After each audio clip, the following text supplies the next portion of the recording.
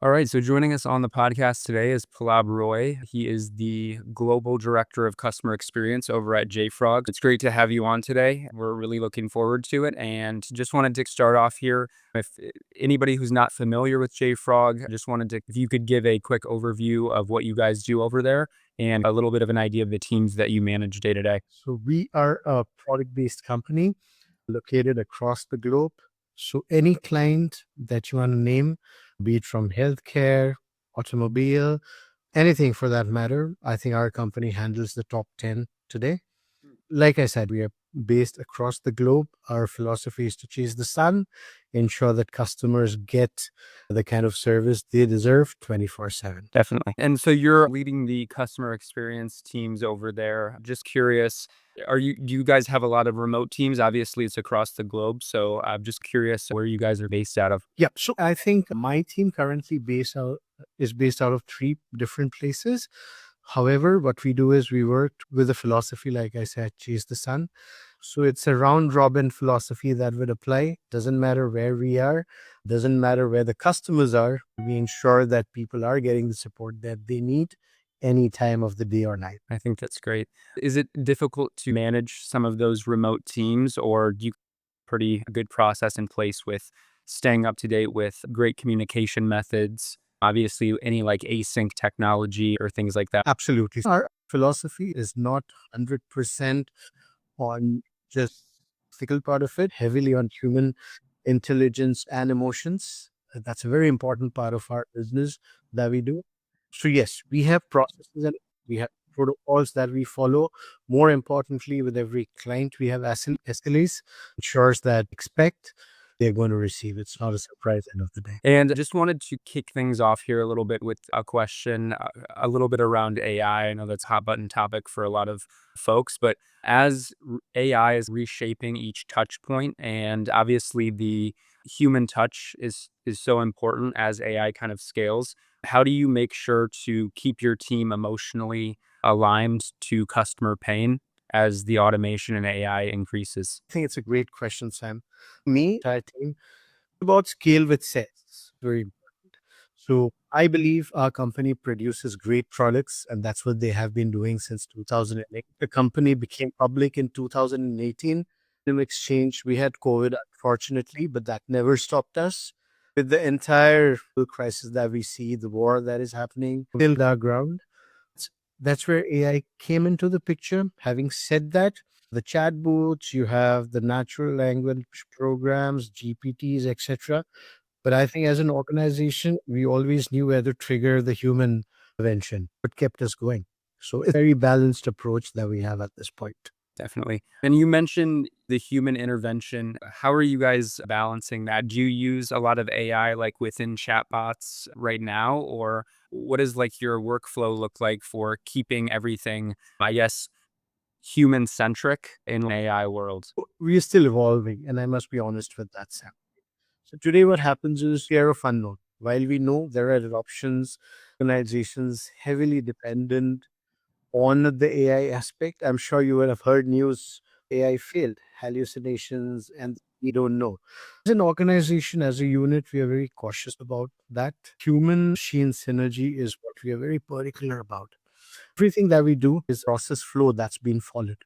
So while we have our systems, we understand sentiments, we gauge what needs to be done. Most importantly, you cannot really apply chatbot end to end. There has to be a very good synergy when you need to understand and see when a human intervention is required. That's where I think our company great edge. Yeah, up things, many things is still in the white, but testing things. We are understanding how the entire support world works, and most importantly, for me, support is all about anticipating. A customer should even get into support. We should anticipate what the problem could be, what the pain point should be, and that's we intervene. Right. Yeah, definitely. And I think a proactive approach is very critical, especially as the technology scales, and it allows us to do that a lot easier. And I guess a lot of companies are in a different spot right now with their kind of roadmap of implementing AI internally or within their product. So I guess around that subject, why do you think people are scared of the adoption of AI right now. Just curious because everybody's at a different spot. And I know that you mentioned on your side, you guys are maybe using it, but still trying to focus on that human touch. Just curious on your end, what you've seen with adoption and people being a little bit hesitant to scale that out. Sure. I think broadly, fact, the concern here of adoption. One is definitely their current knowledge levels, exploring the unknown, which always is the case. And the second one would be compliance and governance. People still think that there would be issues with data compliance, possibilities of data leakage, and these are the things that usually stops leadership from adopting AI. So on your end, would you say that's the biggest thing that you see on the customer side and why they're hesitant? Are you talking internally for your own company? I think I'm talking globally, and that's what we see the risk of adoption. There are several benefits of the entire adoption, if you ask me. And I'll give you a couple of examples, right? So be it SaaS, fintech, air. Today, a customer expects invisible support. I would love my concerns to be addressed even before I raise the ticket. And that's something that everyone aspires to be, but there are conditions to that. And I'll quote an example. Today, when I see a customer journey, now, first thing for me is to understand what is the health of that customer, what is the churn risk. If a customer has bought our product, is not using it, and in 7 days, I should be worried about that. So I should have my signals, which allows me to understand that a product has been purchased, but I don't see an adoption. And it's wise to reach out to the customers to understand what are the challenges. The second option could be I have adopted, I really don't know how to use it because of the complexity, because of various aspects, right? So when I approach the customer proactive, I think that helps my retention. And that's what customers are looking at. Not always a silent, unspoken customer would raise a ticket. I'm sure you would have heard of silent churn, Sam. And these are customers who just walk out of your life without saying a word. So it's important that you anticipate that. And that's what support is all about.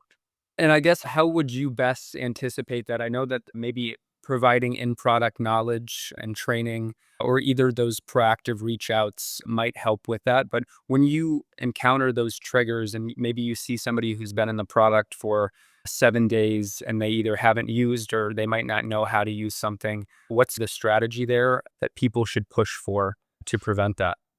I think most of the companies and our company at the scale and vintage that we are in, we sit with, or rather, we sit on decade of data.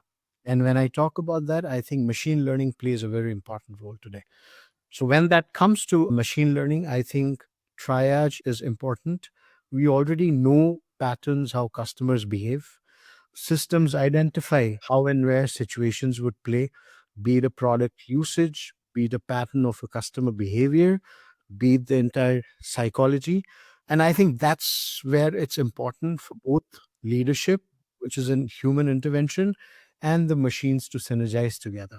That's going to give you a best output to ensure that the customer is with you and we are able to tap everything that they need at that point. And do you think it's at that point, once those signals or trends are identified, is it on the product side that you think plays the biggest role there in preventing that? Or do you think it's on the maybe customer success side and having proactive reach outs? Again, an intelligent question. I think it's a collaborative effort. No one can work in silo. And there are two very sensitive things that I would like to cover, taking the opportunity today, Sam.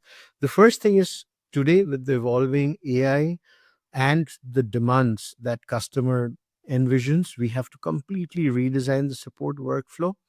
So there are phases to it, right? So we already have a rich knowledge base that's there, which needs to be well documented.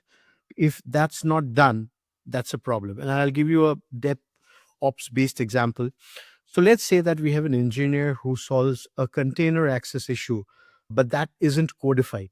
We are depriving the future engineers to really understand how this was entirely solved.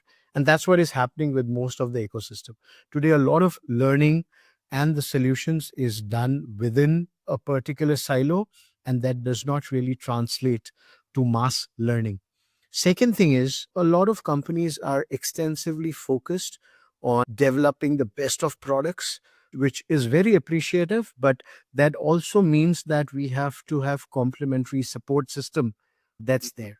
So with a strong product, you can understand that my ticket pile up could be higher. And it's not necessarily because I have a problem with the product, but it's new to me. And there are different aspects that I want to explore. So I believe that I go back to the company, ask them questions, take support. Another important thing we often ignore is when the tickets pile up, the support increases for all the good reasons, there is a high probability that you have your engineers burnout. One could be that, and I necessarily don't mean that they're working extra, but sometimes repetitive fatigue can also cause people get disoriented, right? That's where the entire issue comes into picture. So I believe that one, your knowledge base has to be very strong, where you're giving your customers opportunity to self-serve. Some amount of it is that you do not allow, and if especially early adopter when it comes to AI, that your systems take over solutioning, you should have human interference just to ensure that whatever is going out to the customer is vetted, at least from a sampling point of view. And the second aspect would be that the AI driven triage and the entire smart routing should be completely through machine learning. All the data that's fed in, you are validating that. And from that, your system is suggesting smarter knowledge bases. I think that'll help your engineers not to burn out. It'll also help you get the similar experience of support for a customer who has experienced your product globally. And I think that really helps. And the last thing that I want to talk about on the support platform is that it's important to explore your communities. Today, your clients, your customers, sometimes they come up with great solutions. It's always important that you're constantly hearing to your customers.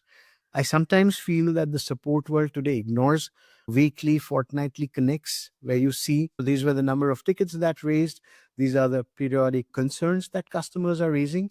Hear them out, and I think provide them the opportunity for what they are using their services, problems that they come, how they are fixing it externally and internally. So, as an organization, as a leader of customer experience, I should always be open to hear what internally and externally my stakeholders are talking about. Definitely. And I know that you had mentioned the support platform and the need to explore those communities of your customer. I guess with that, how are you ensuring that your customer feedback doesn't just get logged, but it actually is helping to shape your product roadmap every day? There are two horizons to explore. One is, and it may sound very basic, but every troubleshooting that happens internally needs to be logged. And like I said in my previous example, it's important that engineers, support stakeholders are ensuring that they are updating their knowledge bases regularly. And you can do that by incentivizing them. Many organizations do that. And again, the background here is I'm there solving tickets. As an engineer, I'm doing troubleshooting. The last thing that I want to do is, again, document what I'm doing, right? It's very natural. It's a fatigue condition of your mind. But as organizations, as leaders, we can ensure that we are motivating them, we are incentivizing them to log those. That solves 70% of your problem, because then when machine learning comes in, you're feeding everything from the past, from the present, to ensure that your future is handled well. That's one thing. And the second thing is constantly having platform with your clients, seeing how they are managing stuff when they buy your product. One is your internal support, one is their engineers troubleshooting stuff. I think there has to be a mutual exchange of learnings that speed up your entire process. And I think that's interesting. You had mentioned incentivizing the engineers. Is that something that is supported throughout the organization, or is it just on the engineering side that you guys are incentivizing them? So if you ask about my organization, that's our culture, right? We do that very often, periodically. And the whole reason there is, we're not very SLA bound. If you're just talking about SLA, it's just sometimes everything looks fine from the top of things. I'm ensuring my first resolution is strong. I'm responding to the tickets within the time, like what I have articulated in my contract.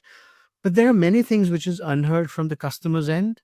And I think that's where a great organization, which has a very strong support, is able to hear the unsaid recognize where empathy is needed, recognize patterns, use their own judgment. And I think that's where you have the AI, the automation, and human collaborate with each other. That's important. And that's what our organization does. I definitely think empathy is very important. I feel like that's a common trend that I hear with a lot of our podcast guests. I'm glad that you brought that up. And I think another question I wanted to ask that kind of is stemming from that is there any hard leadership lesson that you have learned from being able to manage distributed or remote teams? Or what's maybe the difficult or most difficult lesson that you've had to learn dealing with those remote teams? So I wouldn't say it's difficult, but this is definitely something to be considered. You have to bring in culture to everything that you do, right? And as my organization does, we spend a lot of training time, training hours, understanding each other's culture. And that's where you got to be very focused about. Sometimes AI may not be able to understand that. For them, it's machine learning. It's about what's there that kind of goes as a process, the binaries that we understand. However, with culture, I think humans make a huge difference. My point of view, Sam, is you can have 80% of your systems automated. I think that brings efficiency, that brings standardization, that allows you to scale. However, you cannot let everything go just under the control of AI. You need to have a 20% human intervention to bring in the empathy and judgment. That's very important. Yeah. Do you think it's ever going to shift to closer to that 100% mark, or do you think that you will always have, even if it's 2%, do you think you'll always have that human connection, or do you think maybe 10, 20 years from now, it'll be 100% automated by AI? My 2 cents, situations are unique. Machines are only intelligent as much as we teach them. That's where entire machine learning comes into. There will be new situations which the machine is unaware. And I think that's where human intervention would be important. So, answering your questions, I strongly believe that it's always going to be 80-20. It's a bold thing to say, but yeah, you can never take away the human out of the machine. Yeah, I think that's great. And then just wanted to wrap up here. What's with a little bit of a question that is a lighter topic. What's something in your customer experience career that you're particularly proud of? Not just outcomes, but the process of how you got there. I think I'll answer that a little differently. I'm yet to be proud of all the accomplishments that's happened. And that is the day I see the support queue zero, that's where you would know that you've understood your customers, you've applied all your machine learning, your AI, everything else. And I think that's what we are looking at a management point of view. Yeah. Have you got there or close to are you close to getting there, or do you think it's gonna be a while before it ever hits 0? I think it's going to take a while. And I'll give you a simple example. I use a washing machine. Once in a while, I need that to be serviced. But the day the washing machine tells me that it's time for me to be serviced, and I really don't have to raise a ticket, but it does it on its own, and I see an engineer come and solve it for me, I think that's the day we have completely evolved. And that's what I'm looking at. I think that's a great example.